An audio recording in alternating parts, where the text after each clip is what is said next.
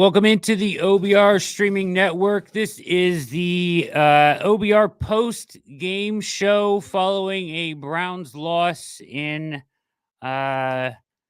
Washington or Maryland, wherever they played the game. 34-13, a thumping of the kind that we haven't seen in some time. Since week one. It was pretty awful all around. We have some tough questions that have to be asked about this team and where they're headed at this point, as they stand at 1-4 now. My name is Brad Ward. The man next to me is the always fantastic Pete Smith. Follow him on Twitter at _Pete Smith _. Pete, this was disheartening. Hard to watch for most of. I don't know what you wrote a great article. I advise most people to go read at the OBR.com. We can start at the top of the third quarter, but before that, any general thoughts you want to lay out there before we get going here? If this was a college game, the Browns would have been paid to take that beating from Washington Commanders. They would have at least gotten a check for it. They were outclassed in every conceivable way. It's difficult to find a positive in terms of performance from a particular player. There are plays you can point at that were good, but just in general, they were abysmal. And that's sort of how this type of game happens. But there are issues all over the place. And again, just like last week, you can point your fingers at a lot of things, but I mean, that's where you're at. There's no through line of this is going to fix it. But at 1-4, you're going to have to start asking tougher questions of yourself and where you're going with this thing. Some of those that Kevin Stefanski has answered, maybe not in the way people want, but that's sort of where we're at this point. Yeah, we talked before the show. Let's talk about the start of the third quarter there. So the Browns come out of the half down 24-3 on the very first play from scrimmage. JOK with a nice punch out on the football, recovered by Emerson. 2 passes to Cooper, and they're at the 2-yard line. With a chance to go in and score. This sequence, as you wrote about, kind of epitomizes a lot of what we've seen from the Browns this year. So, first down, Watson takes a sack. Second down, makes a great pass to Judy, dropped. First down, there was a penalty on Zach Center first. Then they had to use a timeout. So dysfunction to start, then a sack, then a great throw to Judy. Then he throws the ball away on third down out of the back of the end zone.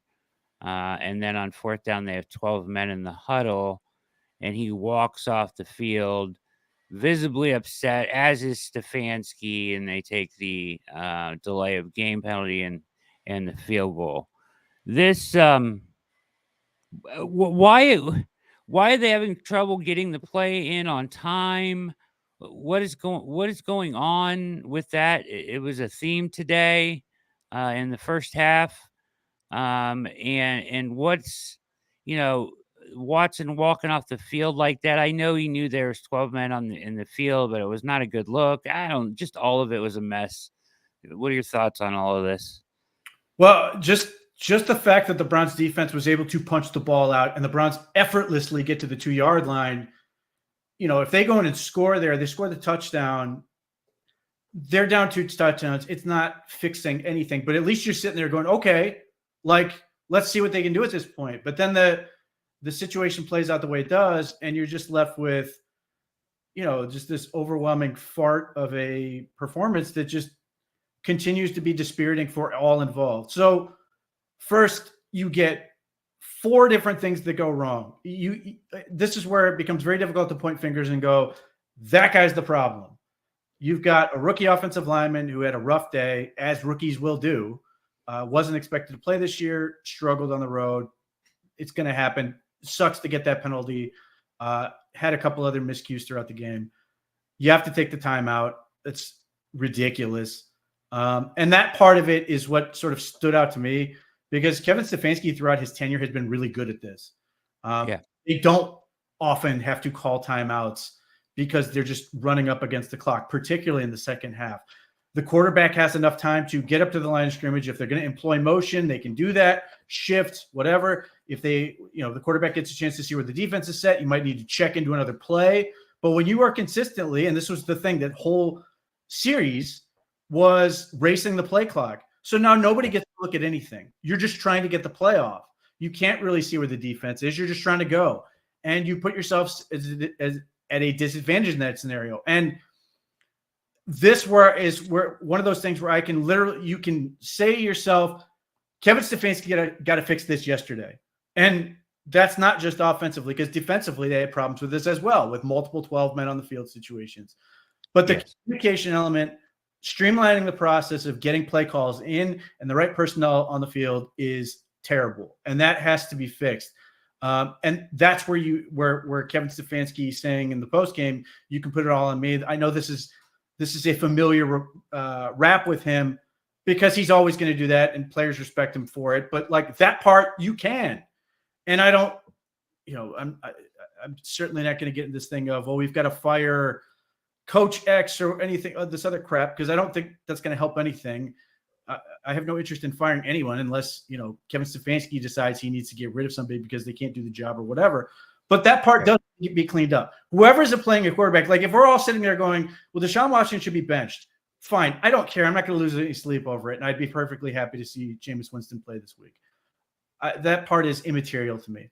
Whoever is in a quarterback, those are advantages the coaching staff has the ability to give that player, and they're not. And for an offense that is having as much trouble as they are, that room for error is death. For a team that cannot get out of their own way, for a team that's consistently in 3rd and 9 or more, like those are the things where I sit there and go, man, I can give you a break on a lot of stuff. I can sit here and go, the offensive line is just ravaged. Guys aren't catching the ball. Guys are doing just stupid stuff in terms of football plays on the field. But you have to fix this. Like, this is the thing that has to get corrected. And that's the part where I sit here and go, this has to be corrected immediately. Like, this cannot go on next week and expect to be a professional looking operation. That is what's going to make you look amateurish. Beyond all the elements that are actually playing on the field, that's the element where you could sit there and point to, come on, that's got to be fixed. Players got to make plays, and we can put on that one. You can put on the operation and the coaching staff. Yeah, it's uncharacteristic of Stefanski, to your point, and even worse, mind-blowingly, coming off of a penalty. Like, you get a penalty, and then you still can't get the play in on time and have to call a timeout. It's just wild. Serge asking you a question here. I was going to ask you about, on the offensive side of the ball, like, do you have a problem with what they're running? Like, because it just, nothing is working really, right? Like, I'm sure we're going to watch the All-22, and I'm sure there's going to be guys open when Watson has his eyes down. And I'm sure there's going to be answers there that he missed. That's been the case every week. But, do you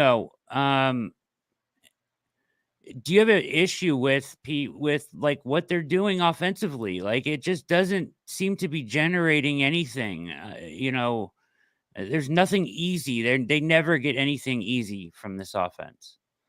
I don't have a problem with the offensive running. I said all offseason I wanted them to evolve the offense. It was desperately needed. They were definitely running the risk of being very stale, and that was going to be a problem. Beyond, obviously the conversation is, it starts with fit the offense to your talent. And everybody took that as, well, it's Deshaun Watson. And it's not, because the offensive changes have been good for a player like Jerome Ford. And obviously I was confused today why they didn't use him as much. They tried desperately to establish D'Onta Foreman. I don't know what the appeal is with Pierre Strong at this point. I've seen all that I need to see to know that he's going to run into something and fall over. But I don't see an issue with the offense because we are going to turn on the all 22 and see wide open Amari Cooper. And we saw wide open Amari Cooper, who then gets just an egregious misfire. And changing the offense had nothing to do with that. You just got to make the throw. Deshaun Watson dropping his eyes has nothing to do with that. But the offensive line is markedly worse than it was last year. And it was bad last year. So there are a lot of things you're looking at that are just bad. And the offense isn't why Amari Cooper has been playing poorly. Amari Cooper is why Amari Cooper has been playing poorly. Not that he got as many shots today. He was better today in general. And again, the plays on the beginning of the third quarter went right down the field. And they had a big play in the second quarter that sort of resulted in a field goal. That was promising. But like, I don't look at the offense as the problem. I look at the operation and the efficiency of getting play calls in as being a real problem. I see that putting them at a notable disadvantage for all the stuff we want to talk about. Like we say, well, the Browns aren't running much motion. This is a reason why you can't run as much motion because you're not getting lined up fast enough. Yeah. You can't check into better play calls because you're not getting the play in fast enough and you're just trying to beat the play clock. That's miserable. But like, they're not doing much that's like dramatically different from last year other than giving wide receivers more agency in how routes are run and some of those other things. But like they ran a screen pass. It's just a screen pass. It's not like it was, some super new, way of running a screen. The opponent just happened to sniff it out and it went backwards for 8 yards. And they did some other things that just wasn't working. But so much of this comes down to they don't block. And I don't care what they're doing. They just don't block. The quarterback's dropping his eyes constantly. And then when the ball does get there, they're not catching it or not doing enough with it. So that stuff is just, the offense is almost immaterial at this point. Even as you can point to things and go, this is not good or this is not as good as things we were doing last year. But like, let's not pretend that last year was a good offense. Like it was a struggle a lot of the time. And they happen to get some good things going. But again, so much of that, beyond the fact Joe Flacco played reasonably well down the stretch, was Amari Cooper was phenomenal. David Njoku was phenomenal. Like they carried the offense. And David Njoku is coming off an ankle and then now has a knee of some sort. Amari Cooper's not playing well. So you're not getting those things that are going to lift the offense. Jerry Jeudy didn't play well today. So you're left with this sort of muck offense. And then, you come back to the quarterback and this is going to be a popular line that's going to be thrown around. I've already seen it. Kevin Stefanski's had success with every quarterback who's not named that's not named Deshaun Watson. Yes. So ergo Deshaun Watson is a problem. And here's the thing. I'm not going to argue against it at this point. Like I watched Deshaun Watson. I've said all along the Dallas Cowboys game was awful and he cannot play like that. He has to, not only do they need him to win, they need him to gain progress. And so even if you lose a game like you did today or the Raiders game last week, at least you could point to and say, well, Deshaun Watson's playing markedly better. I saw Dallas Cowboys Deshaun Watson today, and you can't go back there. So at that point, what the Browns decide to do at quarterback is irrelevant to me. Deshaun Watson has made it clear that he can't do it at a high level, a high enough level that it's going to matter. And the obvious eventuality of this is the Browns are going to look for a new quarterback, the next quarterback in this coming offseason, however that looks like. Veteran, draft pick, whatever, they're going to try to find something else, which is fine. But whether it's, in 2 weeks or a month, like at the bye week, I think we're eventually going to see Jameis Winston play. Is that going to make enough of a difference? I doubt it, but like, there's a part of me that wonders if Kevin Stefanski's like, this other crap's so bad, I don't want to put Jameis Winston in because if he is better, I don't want him to get ruined. Like one of the arguments, people were like, just put Jameis in today. Like just throw him in now, which I'm watching the Raiders suck and they keep just juggling quarterbacks and it's not making any difference. Like if I want to put Jameis Winston in and I want him to succeed, I want him to get a full week of prep. I also would like him to have better linemen and some of these other things to fall into place if at all possible. But I want to at least give him that shot. I don't want to throw him into a mess. he looks bad. And then everybody goes, well, now we're just completely screwed. We can't do anything because ultimately, like, and you wrote about this and your argument was perfectly sound about drafting an offensive tackle because at least they're getting reps. But we saw Zach Zinter today get reps as a 3rd round pick. It was a backup. He's in there. And then I'm seeing people say, well, Zach Zinter sucks. He cannot play in his second ever game, like second ever start as a 3rd round rookie, a guy who had a broken leg in the offseason and missed all this time. And we're just like, well, he's done too. Like, if you're going to throw the idea, well, they got to try something. You can't then go, well, they tried this thing and it immediately sucks. So now that they should blow up the whole organization.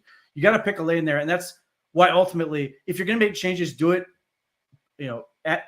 with a week to prepare, or at least, even if you're going to keep Watson in there, maybe start adding in more reps for Winston to get him ready if you need to make a change or to get more of an honest comparison. That's the other part we don't know, is it's possible that Kevin Stefanski's at practice and Jameis Winston's not looking much better than Watson is. That's not making a compelling case to put him in the game.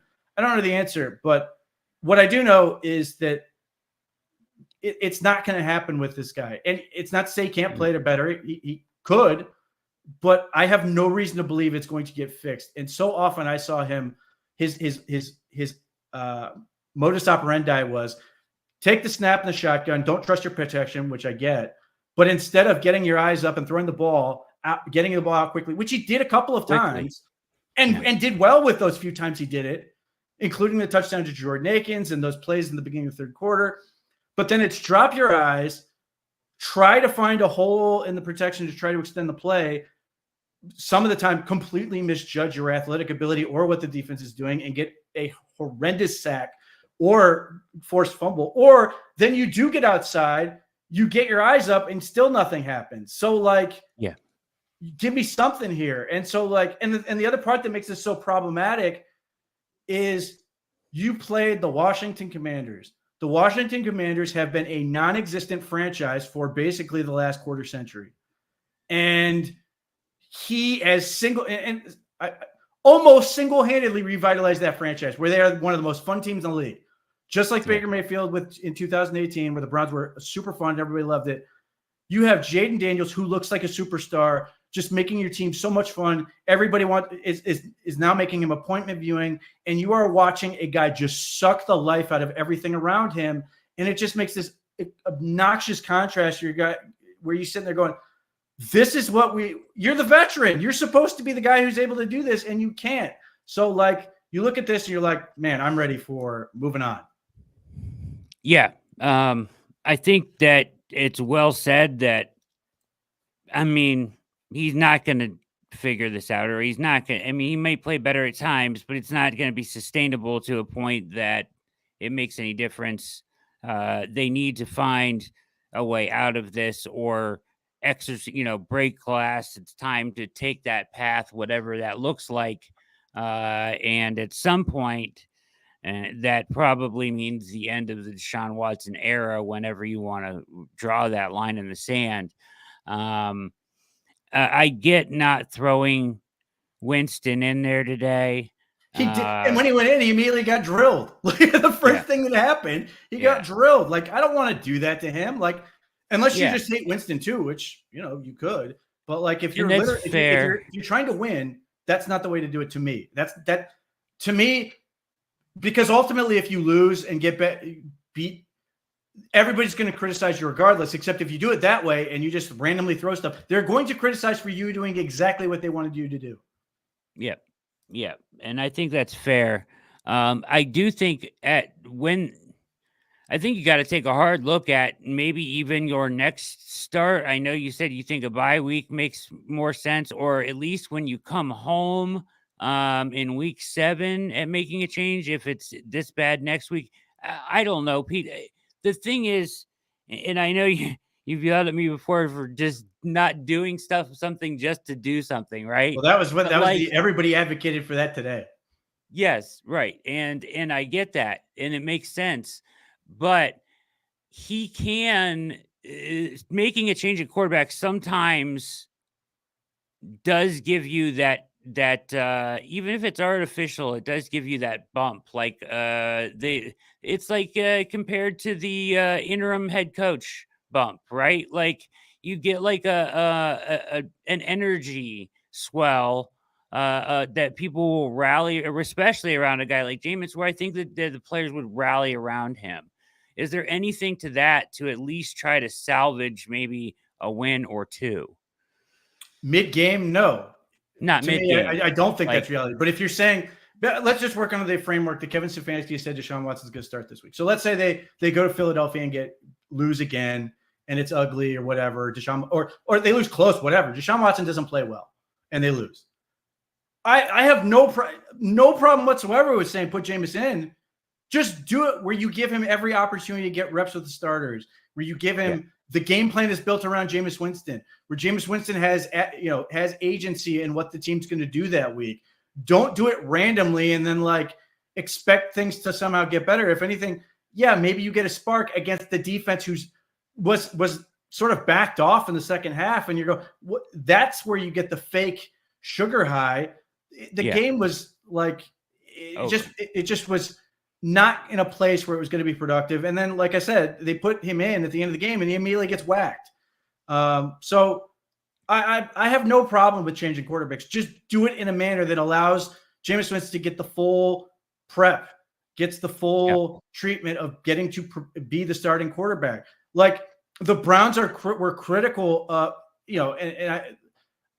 circumstances just played out the way they did. They expected Deshaun Watson to be ready to go week 4 last year against the Ravens, and then found out warm-ups that he couldn't, and then have to go DTR randomly now has to make his first start ever. And it was a disaster. And everybody just immediately assumed DTR stunk because he had no chance. The offensive game plan was built for Watson, did not help him. And yes, Jameis Winston's a veteran, and there's a reason for that to make a difference. But ultimately, like, given where the Browns offense is at, it's not a quarterback. That's the other thing. It's just not a quarterback change away from being effective. It might be a quarterback change away from having a pulse, which would certainly be helpful, but give your team the benefit of the full prep. Give him treat him with the professionalism you expect. Injury changes that circumstance. At certain points, I thought Deshaun Watson was trying to get himself killed on the field, and if he dies, he dies. Then Winston has to go on. But we have the benefit of giving him time, so give him time. If he dies, he dies. All right, you're watching the OBR post-game show. Browns lose to the Commanders in embarrassing fashion.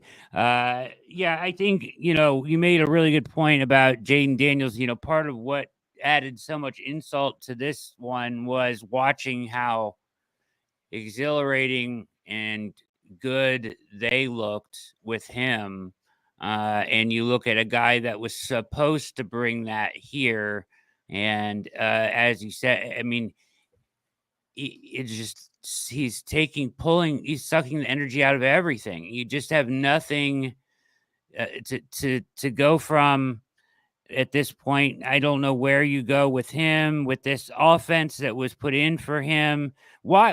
And I'll bring up this next because it's not really a question. I'm just kind of venting and spewing from the mouth here a little bit. But, I've seen Andy Dickerson's name mentioned a lot. People are throwing a lot of blame at him because of this offensive line. Is any of that warranted? Or is he just because we look around the league, Pete, and there's bad offensive play everywhere, and there's patchwork offensive lines all throughout the NFL. Why is ours so incapable of adjusting? Or is that also partly on the quarterback? Well, a lot of the pressure was self-induced. Now, don't get me wrong. There were times where Jedrick Wills just got beat badly. Yeah. DeJuan Jones gave it up an interior pressure that was ugly. The offensive line is not playing well. But they weren't playing well last year either. And this year, I think they're more injured. DeJuan Jones' knee is not right, and it's limiting him. I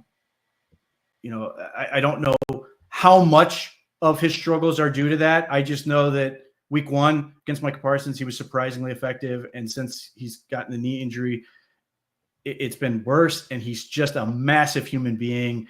And anything like that can just do so much. And I can't help but wonder if Jack Conklin was healthy, and able to play, would they have DeJuan Jones sit to heal his knee and get it right?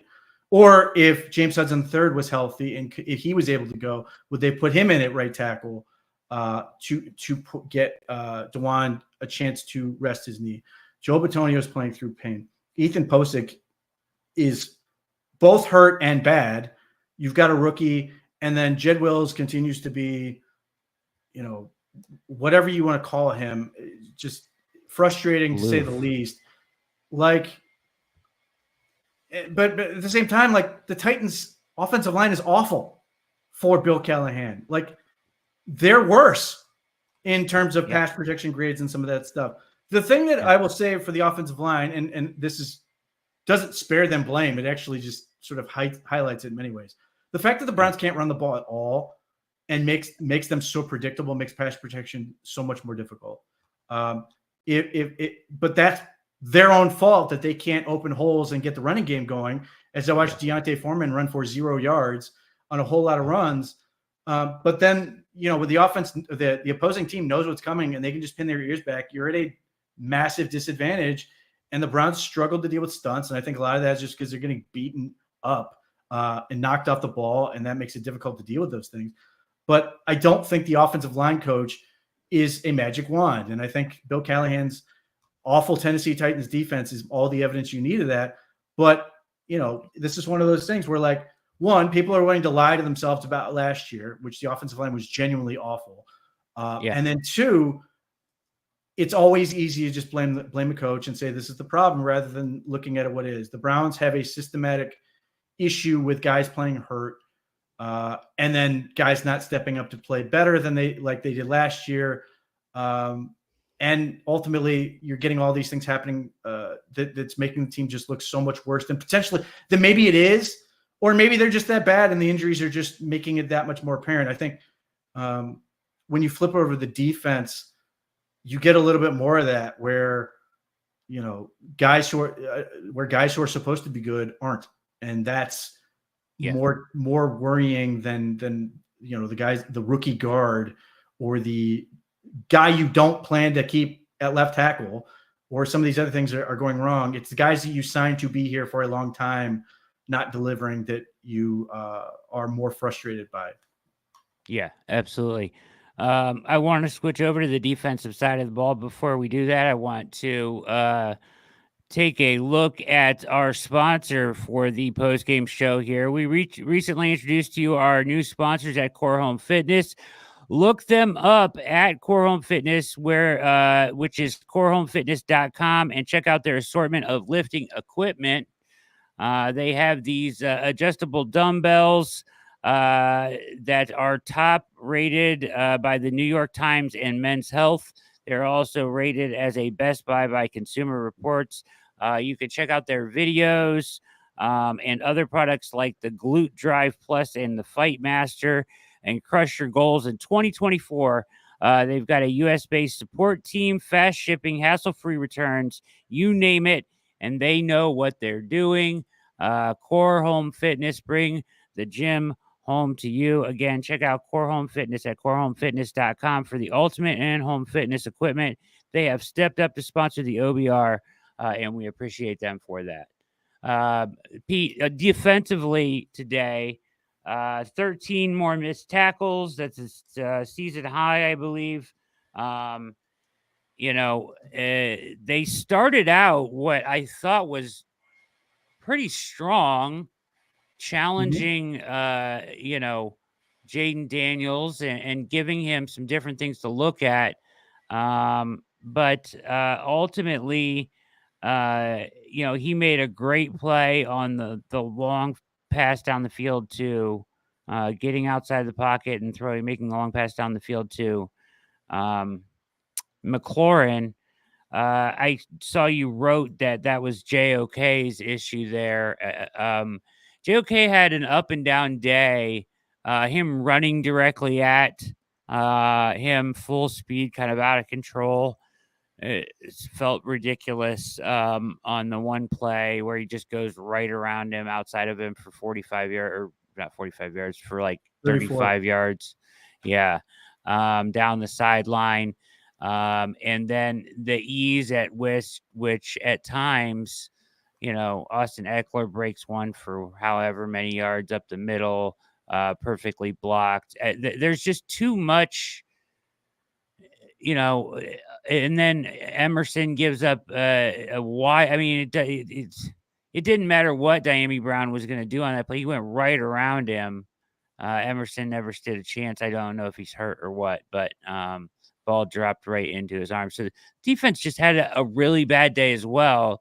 To make things worse, what started out looked like we were going to have a good day from them was really just non-existent from almost every player out there. I thought JOK played hard and tried to make some plays, but at the same time was out of control when you can't be with that quarterback. Yeah, the punch fumble was awesome. The interception redeemed an earlier mistake, but like when you talk about this matchup heading into this year, like JOK is a guy you expect to help you neutralize Jane Daniels. And on the play where they get the 65-yard pass to Terry McLaurin, they send multiple guys off that edge, and JOK has help inside of him. There's a free rusher going at Daniels inside. So all JOK has to do is make sure that Jaden Daniels doesn't go outside. Keep him back. He might back up. He might try to extend the play that way, but I think if he does that, he's ultimately going to just end up throwing the ball away, or he takes a bad sack. Either way, the one thing you could not do was let him get outside of you, and that happened on 2 separate occasions. That one certainly wasn't a bright spot for Denzel Ward either. But if JOK doesn't do that, then Denzel Ward getting beat on the scramble drill is irrelevant. JOK has to do his job and take a outside contained path, force Jaden Daniels backwards, or to try to roll all the way around and go the other way. Anything else, let him get outside is going to get you beat. And then he's a free rusher on 4th and 2. And he runs right at him. Again, he gives him the ability to get outside of him. He goes to his throwing hand, which makes him already dangerous. But you're playing so much man coverage that Jaden Daniels, a guy who likes to make plays with his legs, now sees a field where everybody's like largely has their backs to him and can just take off. So maybe JOK gets beat inside and Jaden Daniels is still able to pick up the first down, but he cannot beat you outside. At least inside, there's potential help there, and maybe they can corral him so he doesn't get such a big gain. But when you run right at him and out of control, to your point, he doesn't break down. He doesn't try to get in a position where he can sort of read and react. He just runs at him and then just allows him to get beat and go around. And you extended JOK to be a consistent playmaker. And what I saw there was everything you hate, everybody that drives you insane watching, having watched Devin White play linebacker for the Buccaneers, where he was either all or nothing. And you would make a couple great plays, but most of the time he was wrong. Yeah. JOK knows he cannot do this and be this wildly inconsistent player. They need him to be a consistent force. The Martin Emerson thing, I don't know if he's physically ailing or whatever, but I do see a guy who does not trust his technique at all. And if you watch that play, he steps back and gets super tall. And I don't know of any route he was going to stop in that circumstance right there. It just looked like he was, I don't want to say scared, but just a guy who was worried about what was coming at him, ended up way too tall, put himself in a position where he now is using his least valuable skill, which is his speed, and just did himself no favors. Not only that, he's not getting hands on or anything else. And it may be a zone drop, but everything about it was just signaled to me a guy who was worried he was going to get beat. His technique reflected it, and he got beat. And this is, I'm pointing out 3 guys that you have to be able to count on to help you win. Yes. Denzel Ward, and again, I don't put it on him, but nevertheless, he's at the end of that play. He's the matchup you wanted. JOK, and then Martin Emerson. These are guys that we all come into the season going, man, the Browns are counting on these guys to be good, and they weren't. Yeah. And this was a team that was consistently inconsistent on defense. They would do things to put people in 4th down.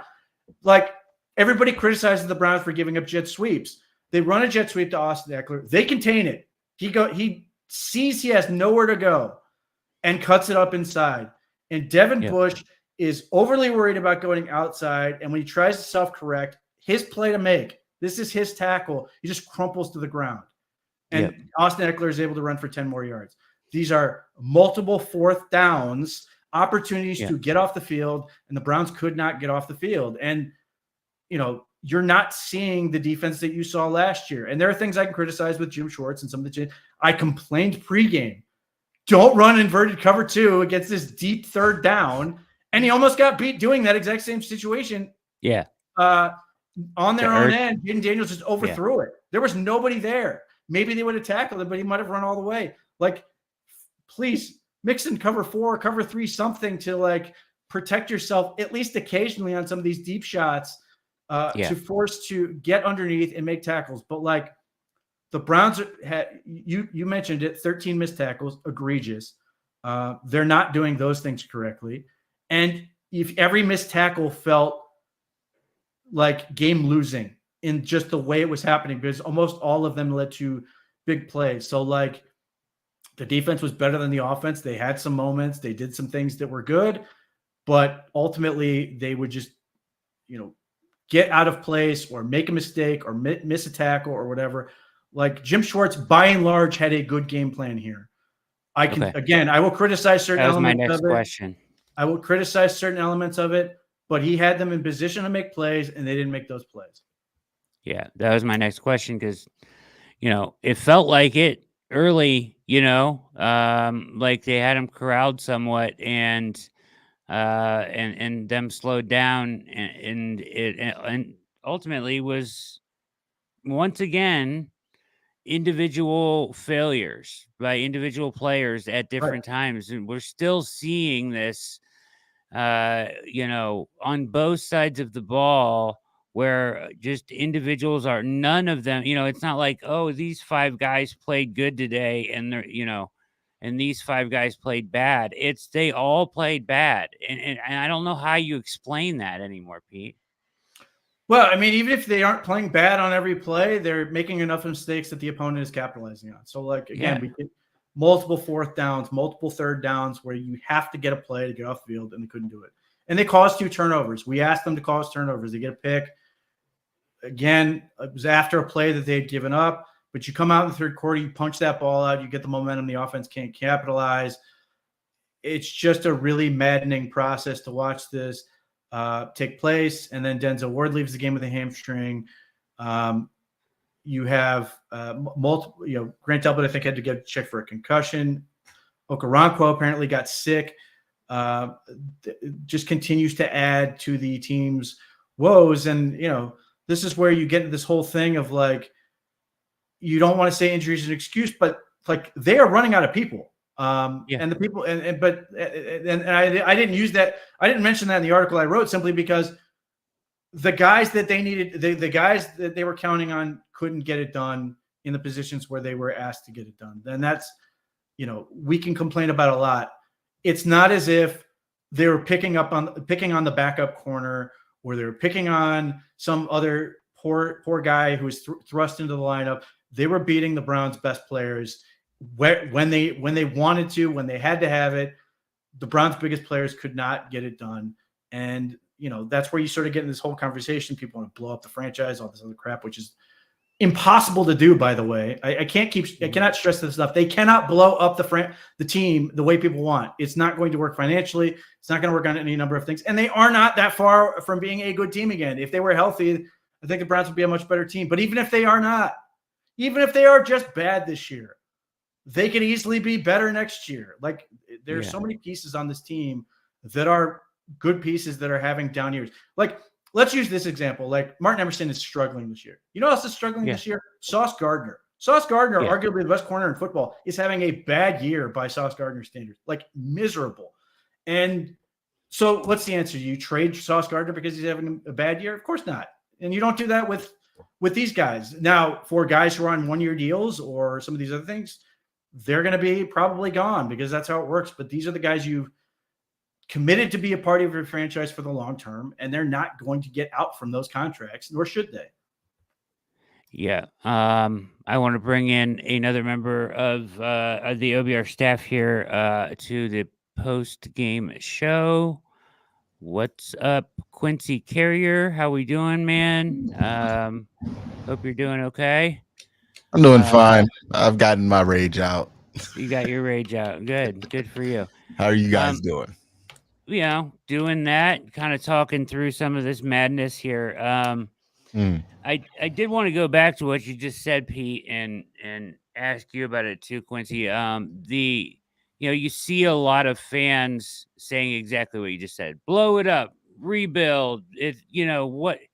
Explain why. Just explain why that's not the move, Pete, a little bit, and elaborate on that a little bit more. Why that's not the move, why that's not going to happen, and why going forward, it's just not the best choice. Why they don't have to do that.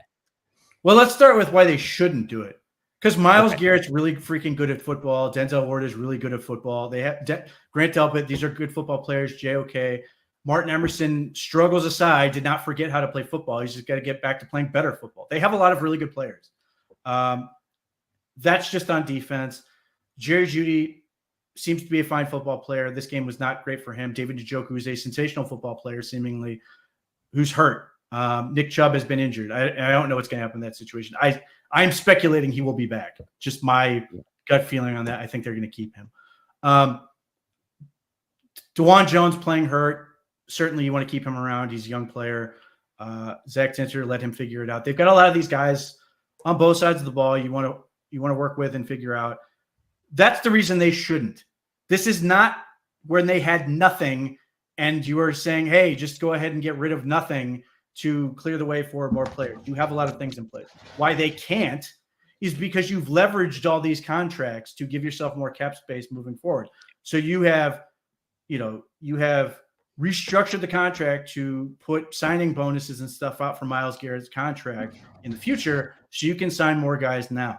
And ultimately, if you were to make a move and get rid of him, which would be suicidal in terms of your franchise's operation, you cannot get enough back for him. No team has enough. But not only that, all the cap you sort of shoved forward will all hit you at the same time, and you will now not be able to operate. They have to keep these guys. So they've done that with a number of players: David Njoku, Myles Garrett, Denzel Ward, obviously Deshaun Watson. Pray to the league that they figure that one out for the Browns. But the rest of these guys, they're here, and they're going to be here. And I know Jack Duffin has said this. I expect the same thing. The Browns should extend Myles Garrett after this year and keep him around for the extent of his career. And just keep building on these pieces. So they cannot do it from a financial standpoint. It will not work to blow it up and just try to trade all the pieces. You can trade Amari Cooper. That's basically like the extent of it. But everything else, the guys they've built around and should be built around, like, I don't know how anyone can come out of this as streaky and all this stuff plays and goes, well, I think we should trade Jeremiah Owusu-Koramoah. I don't think he can play anymore. He was a Pro Bowler last year, but he cannot play anymore. Or Grant Delpit cannot play anymore. Or Martin Emerson cannot play anymore. And we're going to have a fire sale on all these young players that we extended. I don't think that's reasonable. I think that would be absolutely you're just never going to get the value back, ever. Right. What can teams give you for these players that you're going to be satisfied with on the return? It's just not going to happen. So you're going to muddle through as best you can. Hopefully the Browns get better. Hopefully they get healthier and figure some stuff out. But if they don't, okay, go back to the drawing board and figure this thing out with the guys you have and build with them and continue to add talent. This is what 31 other teams in the league do. The Browns fans are not used to doing this. They're so used to burning the rubble down to try to rebuild when there's nothing left, because they've never done it any other way. Yeah. Q, thoughts on, you can give me thoughts on anything you want today. Since you just arrived here, but anything you want on the game, and also on, fans screaming rebuild here. Look, it's hard to tell how serious people are being when they say stuff like that, because just yelling rebuild and fire this coach and trade this player, that's all stuff that people say, but then you do it and then people don't like it, right? Like, it's just one of those things where it's like, yeah, you start trading Myles Garrett, I promise you the comments aren't going to be, well, we did what we needed to do. We'd be like, what are we doing? We're a dumpster fire. fire, right? From the same people who are saying we're a dumpster fire, we have to trade Myles Garrett. So I don't know if people are actually being serious when they say that, but obviously it would be a bad idea because we live through doing this for the Cleveland Browns, trading obviously great draft prospects for more picks, right? It'd just be the same thing, except for you're doing it with Myles Garrett. Like Julio Jones, how many times did we just go through wishing we would have just took Julio Jones in that draft, or just sat there in 2014 and took somebody at 4 instead of trading back and getting Justin Gilbert, right? We know it's not a good idea. I just think people are just saying stuff right now because they're mad, angry, and they want to just suggest the craziest thing possible. But yeah, obviously you're not going to trade Myles Garrett here. I do think there's been a lot of tiptoeing. Like I don't know about here, but I would say in general, what I dealt with in my comment sections and in chat is there's a lot of like tiptoeing around what I feel like the obvious problem is with this team. And yeah, there are other things that add into it. I understand there's not one problem on the team, that everything kind of builds up together. But you look at this team and it looks like a team with a bad quarterback and everything that entails, right? The lack of belief offensively and defensively in your ability to win a game. Like I just remember how out of it the Browns looked at times when it was obvious they were going to play DTR in week 4. And like how they just went into that game thinking, oh man, we don't feel like we have a chance to win. And that's what it feels like every week we roll out there with Watson. It doesn't feel like they believe that this dude's going to be able to play good enough football to win. The game plans to me don't scream that they believe they have a franchise quarterback. It's been a while since I've heard Kevin call him that. That's something he used to routinely call Deshaun Watson last year, which is franchise quarterback. He hasn't called him that in a while. So you have all the issues of a team that does not believe in their quarterback anymore for whatever reason that may be. I don't know how these practices have gone behind the scenes, but something has led to a lack of belief in your quarterback. And I think that is a cloud that hangs over this team that creates more problems than just what Watson does or does not do on a play-per-play basis, right? Like we could talk about how his play sometimes affects the offensive line or how he can affect wide receiving production and all of that. And I think that's fair. But I also think this defense did a decent enough job to start the game where Washington came into this game with like a 60% score percentage on drives or something crazy like that. They were one of the most prolific offenses. 4 times, yeah. Yeah, one of the most prolific offenses in the NFL. Jaden Daniels has the highest completion percentage in the NFL. And you had both the offense and Jaden Daniels well under their season averages in the first portion of this game, like right before you get to the end of the half there where the Browns have that awful, pathetic possession with 2:30 left, and then they give Washington the ball back with 1 minute 30 left, right? But it just feels like you just keep having these back-breaking moments for this defense where they come out, they play well, and then the offense goes 3 and out. The offense goes 3 and out. The offense goes 3 and out. They take no time off the clock. They give you no time to rest. And then eventually the back breaks on the defense, and they don't believe in their ability to come back from more than 4 points or something like that. And Washington scores over 20. They know the game's over. We can't do it this year, right? We can't score over 20 points for whatever reason. So yeah, I think a lot of this kind of centers around what is going on with the quarterback. I don't know if you guys still feel like this is fixable. I'm at the point where I'm like, it might get marginally better, but the damage is done. I don't think you're going to walk out there and have much belief in this guy ever playing at a high enough level. And when the letdown is this guy's supposed to be a superstar quarterback and you have to go to hoping, he can put up Gardner Minshew numbers, it just isn't going to work out the way you do. Now, benching Watson is a bit more of an involved process, and I think people want to give it credit for. You can't just simply bench him, right? Like, you bench Deshaun Watson, that's basically ending any chance that he ever plays again, right? For the Browns, at least. So it's not as simple as, let's just bench him and then maybe we can play him again. You bench him, you're done. Like, you're basically moving on from the era. You might as well not let him get his key card into the building anymore. So I get it's a more involved process, but it just feels inevitable at this point. And I remember feeling this way after the Dallas game. He drops a worse game than that against New York. And in this week, we'll see. All 22 hasn't come out yet, so I can't say this definitively, but like I feel like this was worse than the New York game. And each one of those games, we came out of it thinking, hey, this is unacceptable to have from a superstar quarterback that you can play this badly in a game. And it's one thing if it happens once, 2 times is too much. Now we're talking about a third game, and now I'm like, I seriously have to entertain whether people are like, well, maybe it's the NFC East that's causing these problems. Like, I can't do it anymore, right? Like, it's just gotten to a point to where it's like, hey, man, you can't trust him, right? Like, maybe he will play better like he did against the Raiders. Maybe he will play like he did this week. You never know. And this is the exact thing we were trying to avoid with Baker Mayfield, where it was like the loot crate box quarterback, where it's like, okay, which one you getting? Getting good Baker, getting bad Baker. And now we're here, and it's not even like we're getting good Deshaun or bad Deshaun. It's like, are we going to get train wreck Deshaun, or are we going to get, hey, we can win with that Deshaun, right? Like, which one are we going to get here? It's just a frustrating place to be at the quarterback position.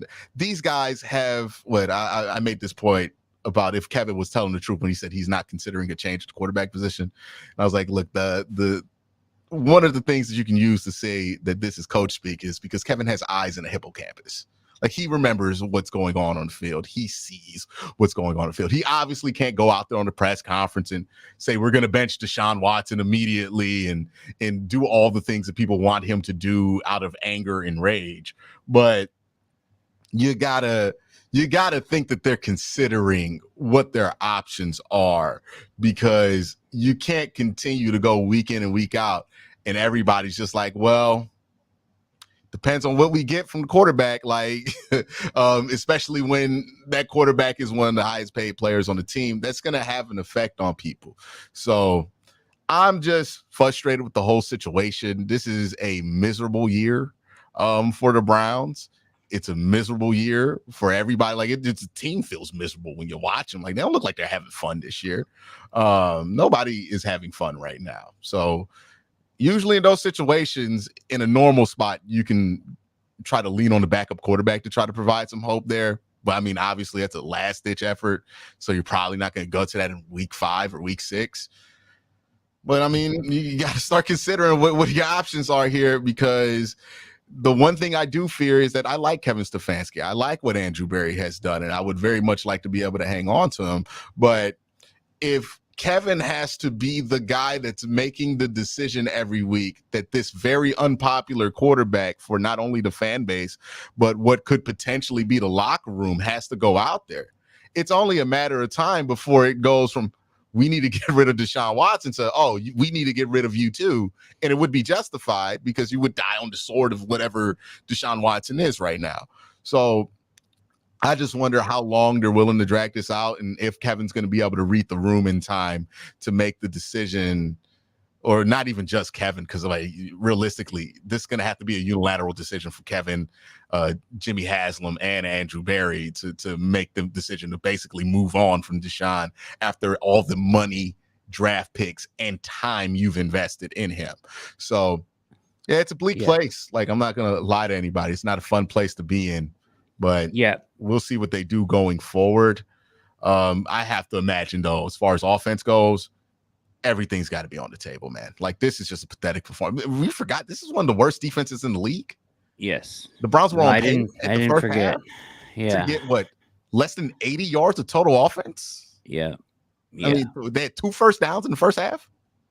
Yeah, 1 for 13 on third down today. Yeah, against the biggest rookie sensation in the league, who is single-handedly injected life into the Washington Commanders.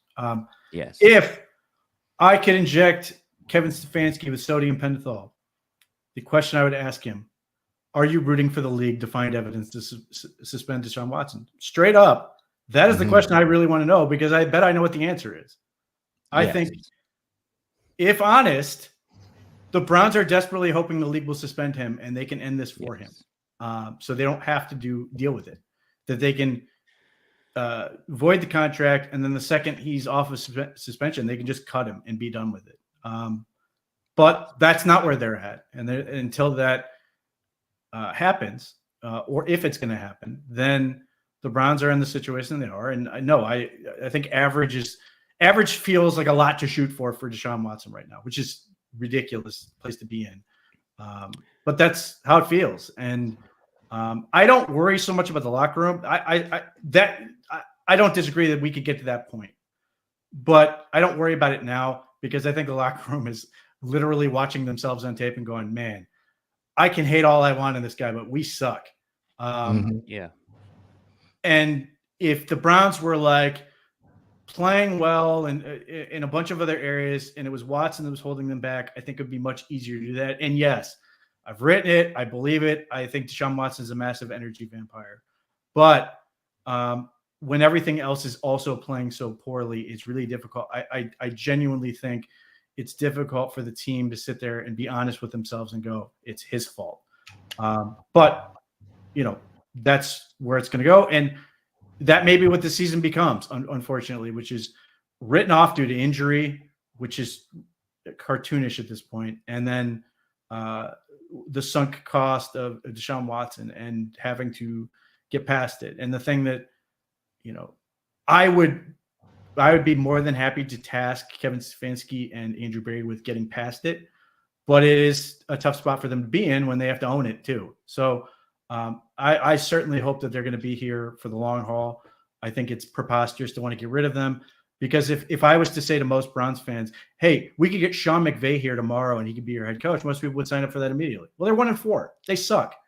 And if the Browns fans were forced to watch the Rams over and over and over, they'd be talking, oh man, injuries, this, that, and the other, but they're losing. And maybe the Rams are losing closer than the Browns in some of these games, but they're still 1-4. And ultimately, as much as you want to, applaud the fight, you're still sitting there going, man, we were supposed to be good this year and we aren't. And nobody's going to be spared from that.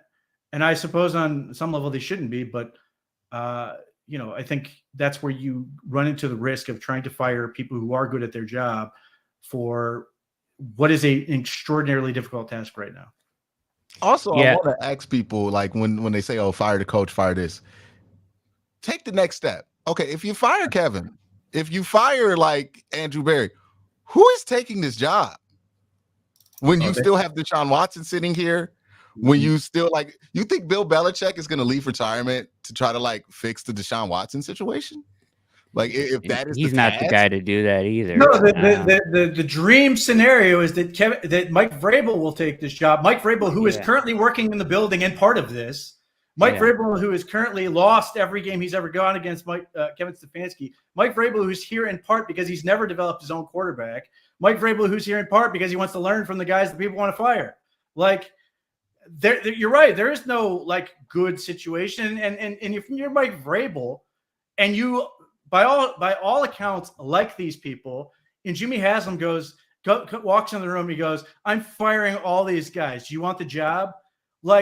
I just see Mike Vrabel going, listen, it's been great. I'm getting the hell out of here. Yeah, seriously. Yeah, nobody, especially somebody who's in here watching this happen, and then they make these decisions that feel very old school Browns would be like, yeah, man, let me hitch the rest of my career to that wagon, right?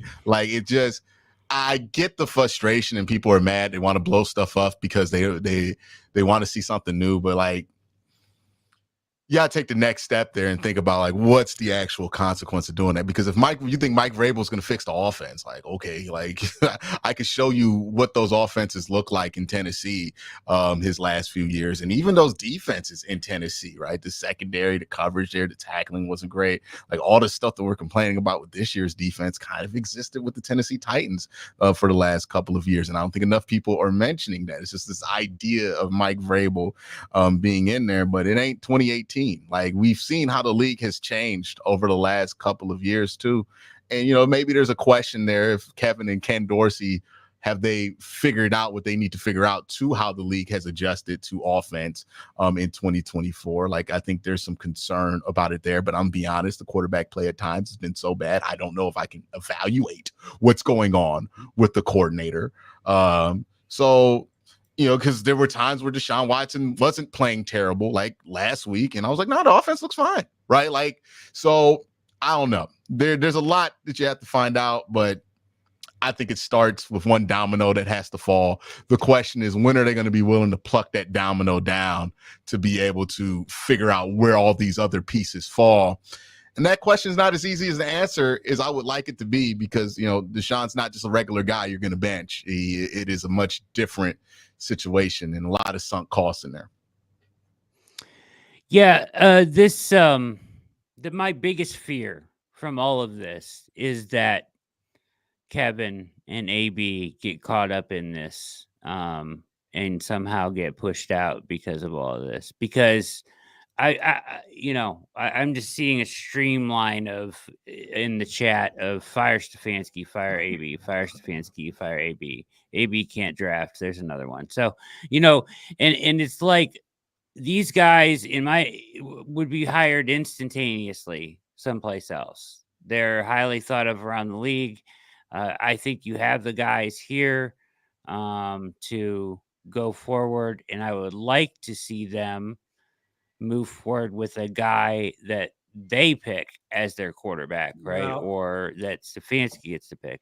No, I'm with you, but they picked this guy. That's the thing. Like, we cannot get away from. They picked him. Are we sure? Yes. To what extent are we sure? Yeah. They went to the organization. They went to Jimmy Haslam and said, "Hey, we really want this guy." At that point, Jimmy Haslam did his investigation. And then once they sort of got the framework in place, then Jimmy got too competitive and offered the contract that he did. And I'm sure at some point he said, "Is this really the guy you want?" They said yes, and he forked all that money up, which was stupid. And now, to their credit, they've been able to put competitive teams on the field in spite of it until now. And that's where I hope that we don't get to this point where we're going to sit here and go, well, they've got all these injuries and all this stuff has gone bad, so we're going to punish the coach for it.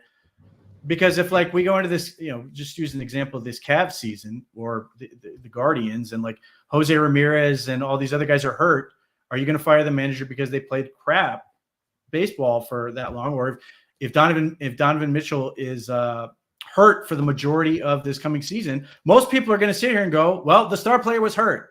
Like, we can't really evaluate this fairly and say we're going to fire the coach. Like, football is a weird game, and that we don't really do that, even though the list is ridiculously long. I mean, just the guys we knew we were going to be without Chubb, but not having Chubb hurts. Njoku was supposed to be the best player on the team. He's been injured the entire way, and now is apparently injured again. So, like,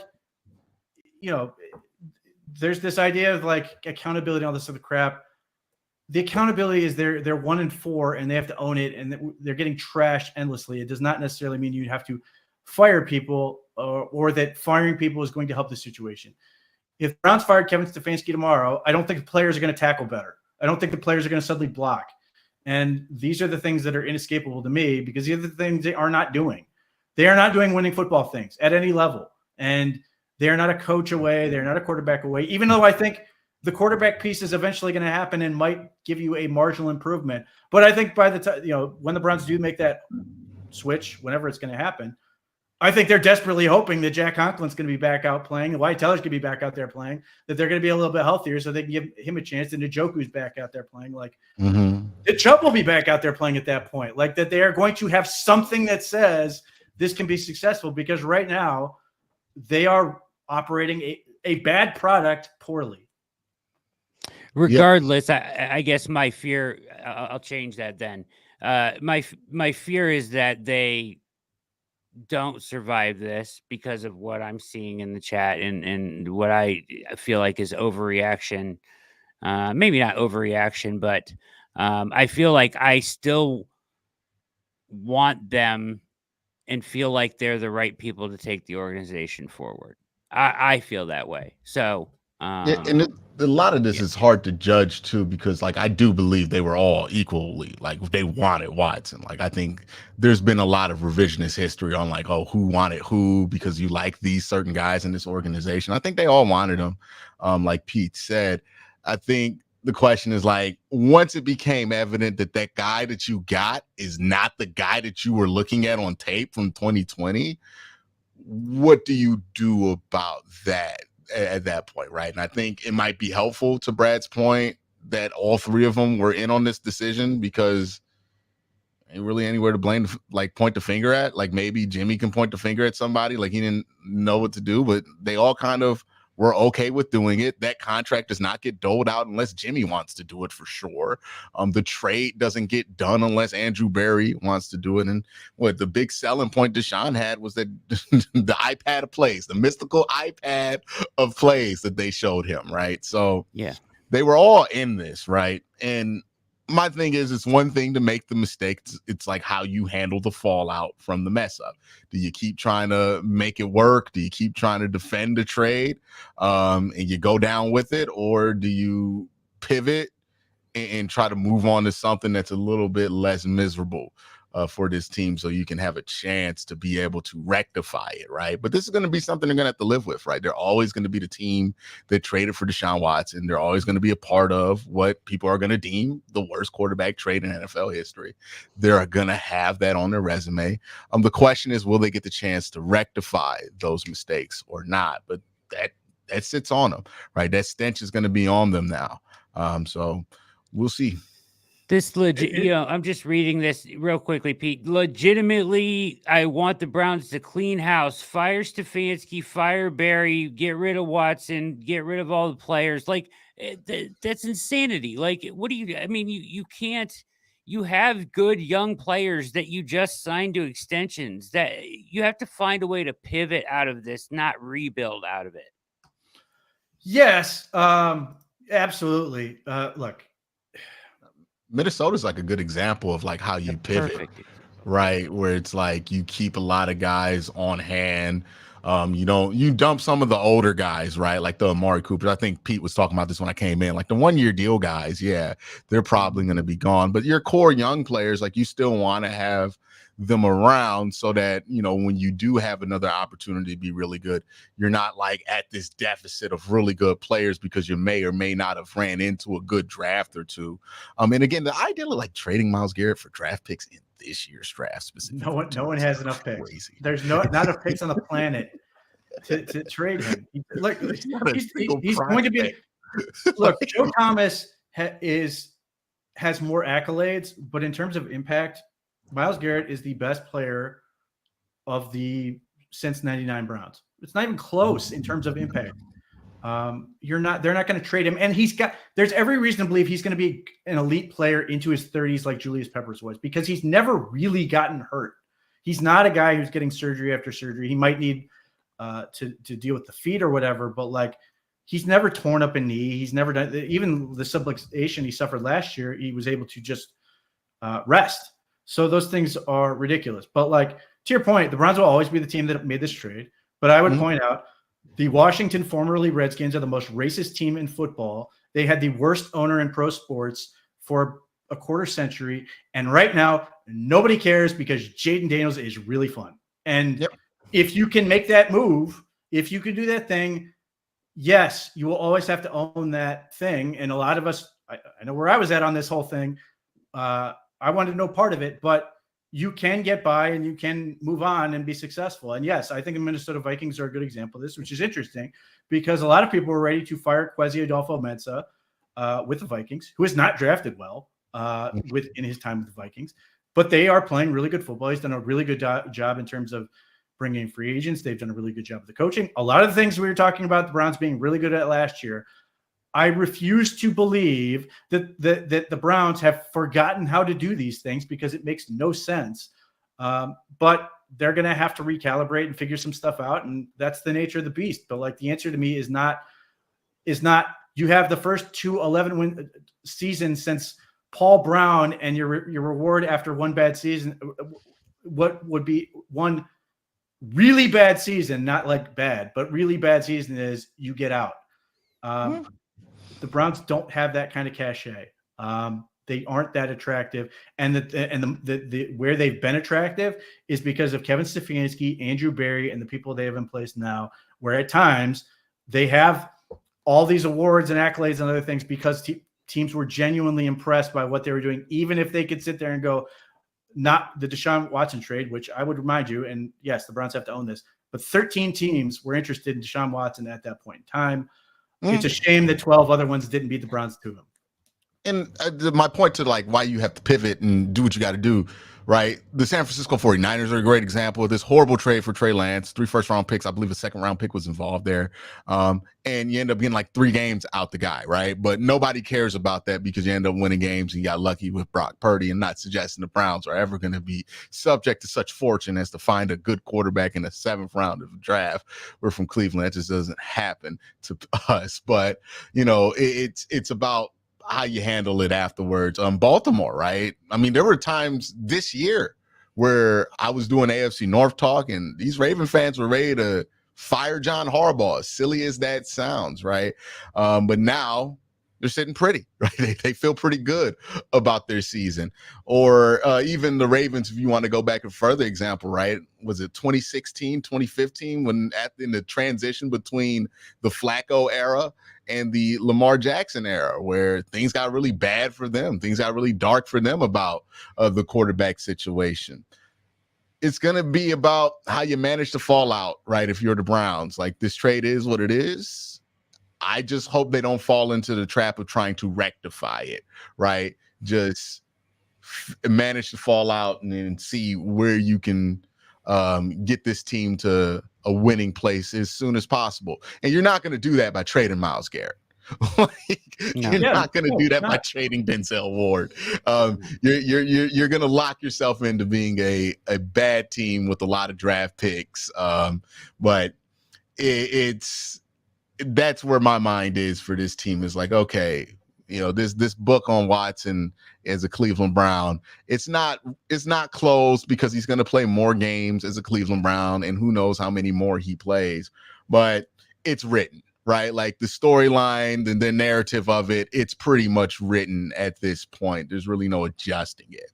The question is, what do you do afterwards to mitigate that if you're the Browns, as far as how you develop? Now, what I don't want them to do is to jump right into another project, because I heard somebody suggest that we should go after Trevor Lawrence or something like that. If this Watson thing doesn't work out. Yeah.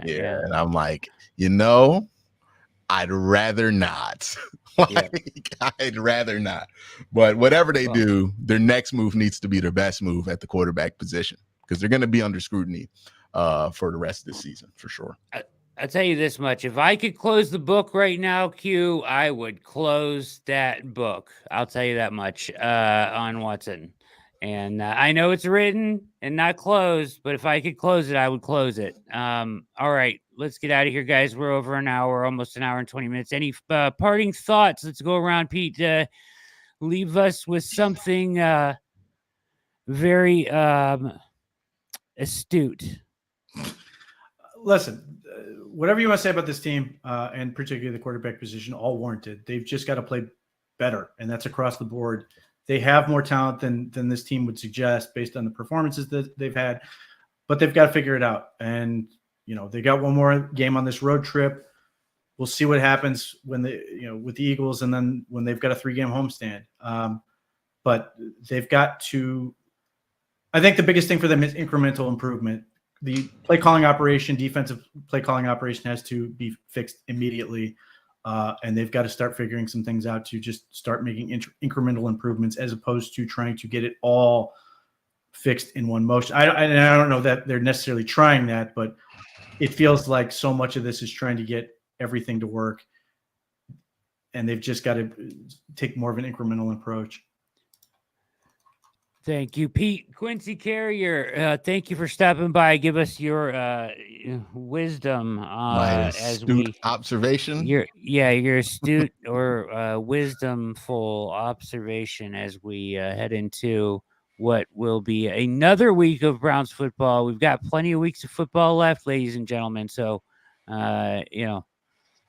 Try not to go off the deep end now. I know it feels very difficult. Hey man, at least when Chubb comes back, this is gonna be funner to watch. I hope. Yeah. No place to run today. You know, like if you're looking for a team that needs some hope offensively, right? We talked about it, right? It just feels miserable out there.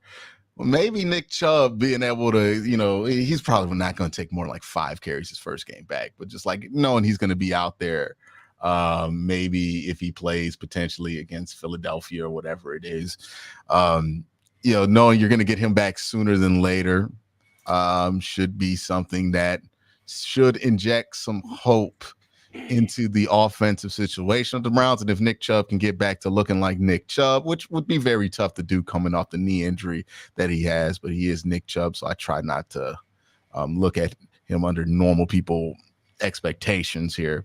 So, you know, him coming back would inject a lot of hope here. It would make everybody's life a lot easier. And you speak about this team not having identity on offense. I know Deshaun talks about it every press conference, that they don't have an identity on offense. Well, usually your identity is built behind the strong play of somebody on that unit, right? The Browns are a dominant defensive line. Well, it's Myles Garrett, right? That's why they have that identity. The Browns have had the identity of a run-first football team, however true that's been or not been over the years. And the reason that identity exists is because they employ Nick Chubb to play running back for the Cleveland Browns. So you'll get back some semblance of an identity when Nick Chubb comes back, and it looks like he would practice 3 days. So it's going to be sooner than later. Can't guarantee a day, but sooner than later. And, you know, who knows what could happen from there. You get Chubb back, you get your offensive line healthy. Who knows what's going on with the quarterback position by then. You know, long season. And just because you're 1-4 doesn't mean you still can't find a way to finish this year that'd be fun and worthwhile for the fans. Well said. I hope you're right. And listen, lots of you here tonight, over 1,100 of you stopping by and making your voice heard in the comments. I saw them all. Trust me. Excuse me, losing my voice after yelling at the TV today. Keep it locked at the OBR for 24/7 coverage of everything Browns as we pivot here towards, pivot being the key word, towards the Eagles week. And the Browns try to bounce back from what has been a rough stretch here, ending with the roughest of them all today. So for Pete Smith, follow him on Twitter at _Pete Smith_ and Quincy Carrier on Twitter at Quen_CKWEN_C. My name is Brad Ward. Keep it locked at the OBR for all week shows and writings. We're going to get out of here. Thanks for watching. Have a good night.